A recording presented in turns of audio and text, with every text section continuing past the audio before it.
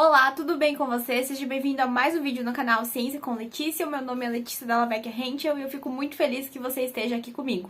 E hoje, entrando na fisiologia do exercício, eu vou falar sobre a diferença entre o metabolismo aeróbio e o metabolismo anaeróbio, principalmente falando de fibras musculares, tá? Então, dentro da fisiologia humana, voltada para a fisiologia do exercício, eu quero trazer a diferença entre o metabolismo aeróbio e metabolismo anaeróbio, tá? Então, pra gente entender, o músculo, ele tem um metabolismo especial, tá? E as fibras musculares, que são as células musculares, elas podem ter mais um tipo de metabolismo ou mais outro tipo de metabolismo, dependendo do tipo de fibra que elas são, tá? Mas isso seria mais um assunto de biologia celular, porque aqui o foco é realmente a parte metabólica, tá? Então, para diferenciar esse metabolismo de aeróbio e anaeróbio, o que a gente tem que entender? Quando a gente fala em aerobiose, a gente está se referindo ao uso de oxigênio, tá? Então, quando você estudou lá, sei lá, metabolismo de bactérias, você viu que tem as bactérias que são aeróbias e as bactérias que são anaeróbias. E as bactérias que são aeróbias, elas utilizam o oxigênio como aceptor final de elétrons, enquanto que as anaeróbias não precisam utilizar oxigênio para extrair energia, tá? Então, qual que é a diferença, né? Quando a gente fala, então, de aerobiose, de metabolismo aeróbio, nós estamos falando de um metabolismo que é oxidativo. O que quer dizer isso, Letícia? Bom, se você lembrar lá da parte bioquímica, lá da parte de metabolismo, a glicose, ela vai entrar na célula, certo? E você pode pegar essa glicose e você pode metabolizar essa glicose parcialmente ou você pode oxidar ela até o final para extrair o máximo de energia que ela pode lhe fornecer, tá? Só que o que acontece? A gente só consegue fazer essa extração máxima de energia da glicose por um processo chamado de oxidação da glicose. E essa oxidação tem que ser até o final, tá?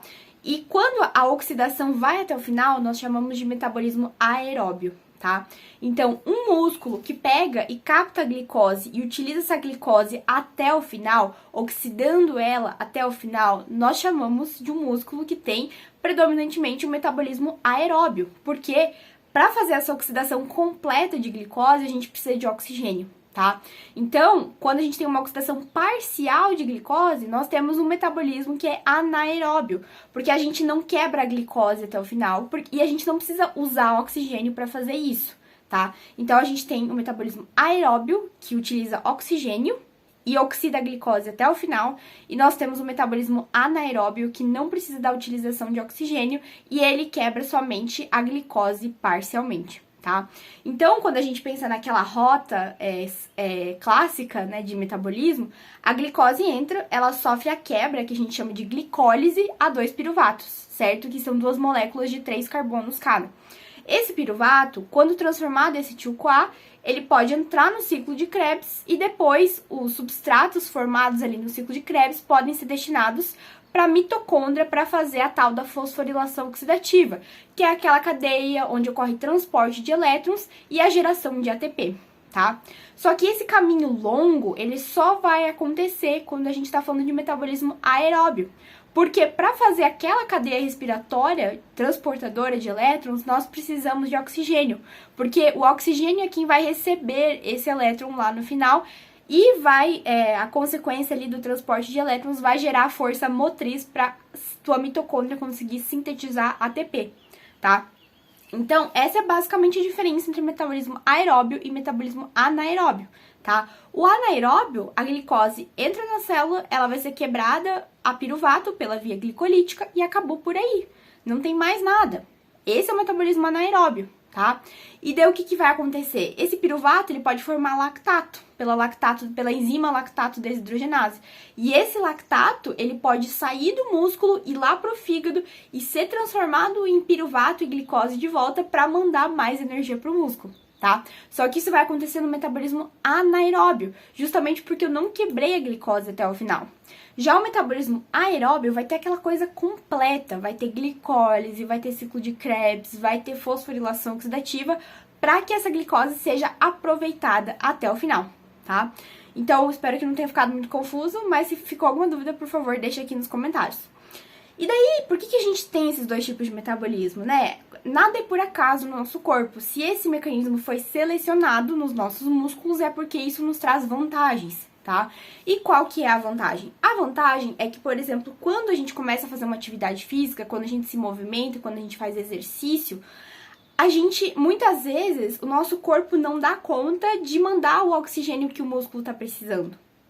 Então, na ausência de oxigênio, com pouco oxigênio, mesmo com pouco oxigênio, o nosso músculo consegue produzir energia para exercer o movimento, para fazer uma musculação, para fazer uma corrida. Então, o que acontece? Faz com que seja um mecanismo de utilização, de produção de energia extra, tá? Porque se não temos oxigênio sendo ofertado suficientemente, o que vai acontecer? Não vai acontecer metabolismo aeróbio, vai acontecer metabolismo anaeróbio nas células musculares, tá? Então essa é a principal vantagem. A vantagem é que o metabolismo anaeróbio consegue produzir numa velocidade 2,5 vezes mais rápido o ATP do que o metabolismo aeróbio. Então, é uma energia de disponibilização rápida. E por que a gente precisa de energia? Porque a contração da fibra muscular, ela depende de ATP, ela depende de energia, tá? Então, precisamos de energia rápida para sustentar essa contração. Então, se tu tá no exercício de musculação, você precisa de energia rápida para essa contração acontecer, tá?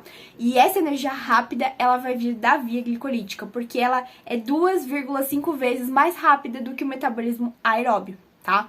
Só que tem desvantagens também, né? Não vamos olhar só pra vantagem. Qual que é a desvantagem do metabolismo anaeróbio? A desvantagem é que a produção de energia é pequena em comparação com o metabolismo aeróbio. Quando a gente fala de metabolismo anaeróbio, que só tem a via glicolítica funcionando, a via glicolítica ela produz 4 ATP, só que ela gasta 2 ATP para formar esse piruvato. Então, o saldo final da via glicolítica são só 2 ATPs. 2, tá? Enquanto que a oxidação completa da glicose, que é glicólise, ciclo de Krebs, fosforilação oxidativa, forma mais de 30 ATPs. Então, essa é uma desvantagem, entendeu? Enquanto o metabolismo anaeróbio é mais rápido, o metabolismo aeróbio consegue proporcionar uma maior quantidade de ATP, só que isso é mais demorado, tá? Então, outra coisa que pode acontecer é que o metabolismo anaeróbio, por produzir lactato, que é um ácido lático, né? Quando ele está protonado, ele vira um ácido, ele pode colaborar para uma acidose metabólica. Só que, claro, que isso no contexto, né, mais específico pode causar algum mal para a pessoa, né? Mas é claro que isso é controlado, né? Porque a fisiologia é assim. A gente tem uma alteração da fisiologia, do funcionamento, e a gente tem um balanço que faz com que isso volte ao estado original. Isso é homeostase, né? A gente tem um desbalanço que vai para um lado ou vai para o outro, e a gente tem mecanismos que são compensatórios para compensar esse negócio.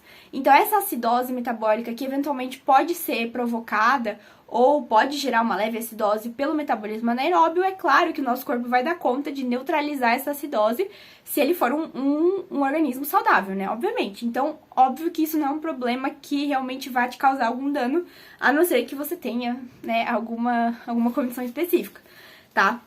Mas, basicamente, a vantagem principal do anaeróbio é a velocidade e a vantagem principal do aeróbio é a quantidade de ATP que ele consegue gerar, tá? E no fim das contas, no exercício, a gente usa os dois tipos de metabolismo, porque os músculos exercem os dois tipos de metabolismo, tá?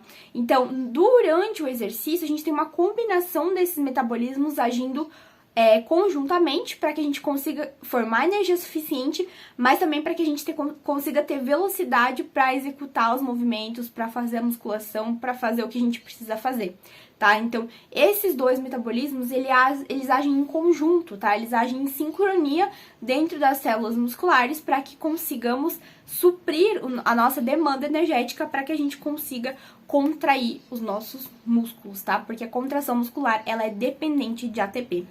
Tá bom? E se você ficou com alguma dúvida, deixa aqui nos comentários. Tudo que eu falei aqui está no livro Fisiologia Humana, de Silverthorne, uma abordagem integrada. Então eu não tirei de voz da minha cabeça, tirei do livro aqui, fiz um esqueminha, fiz um resuminho aqui pra explicar pra vocês.